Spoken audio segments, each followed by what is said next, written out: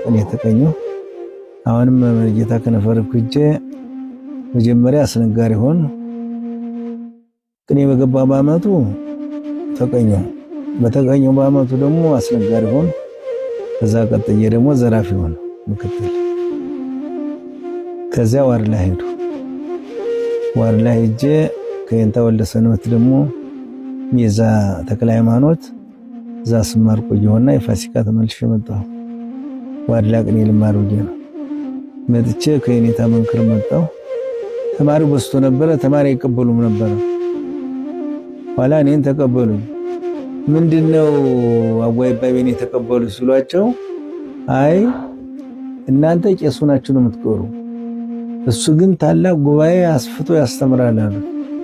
ለግ የነበሩት የኔታ መንክር ስንሻው እንደ ነቢያት ትንቢት ይናገሩ ነበር። እንደ ሊቃውንት ምስጢር ያራቅቁ ነበር። የኔታ መራዊ ልጅ ናቸው። ዋርላ ቅኔያቸው ዋርላ ነው። እዛው ከረሙ። የኔታ ተወው ነበሩ። ዛሬ ባህር ዳር አሉ። ከዚያ ቀን የስማር ከረሙ። ወዲያው እዚያ አስነጋሪም ሆነው ዘራፊም ሆነው ከዚያ ተመረቁ። መረቁና ሄዳ አስተምራሉ። የህፃን ነኝ አይቻልኝም። እኔ የሚታየኝ ምንድነው ብትሬ ወደ ማርቆስ ትሄዳለች በደመናው ላይ አርጋ ምንድነው ሲል ጅንፎ ሊደረግባት ነው። አሁንም ይወስዱኛል፣ አምደ ብርሃን ላይ ያቆሙኛል እና እንደው በቃ ምኝታ አጣሁ። ለካ ብትሬ ጅንፎ ቢደረግም ማለት መጽሐፍ ትማራለህ እያለ ትንቢት እየነገረኝ ነው ማለት። ከዚያ በግድ ሲመርቁኝ ቻባ አቸፈር ወረዳ ላይ የኔታ ዋቤ ጸጋ እዚያ ገባሁ። የቅኔ መምህር ናቸው፣ የሐዲሳት መምህር ናቸው፣ የፍትሐ ነገሥት መምህር ናቸው። በጣም ብዙ ተማሪ ነበራቸው።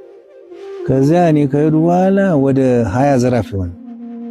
ተማሪው በዛ። አንድ ወረዳ አልፈን ሁለት ወረዳ ይለመን ነበር። ከዚያ ሳስተምር ቆየው። ወዲያውኑ በሄዱ በሁለት ሳምንት በሶስት ሳምንት አስነጋሪ ያደረጉኝ። እዛ ዘራፊ ሆነ።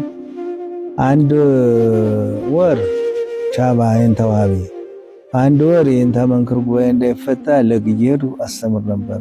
ሁለቱም ጉባኤ በዘራፊነት ይዤ አሁን ነሐሴ የደረሰና ፍልሰታን ጾምና አሁንም የኔታ ዋቤ መርቂያ ዋጣለሁ ሲል ደግሞ ህፃን ነኝ እንዴት ይመጣለሁ?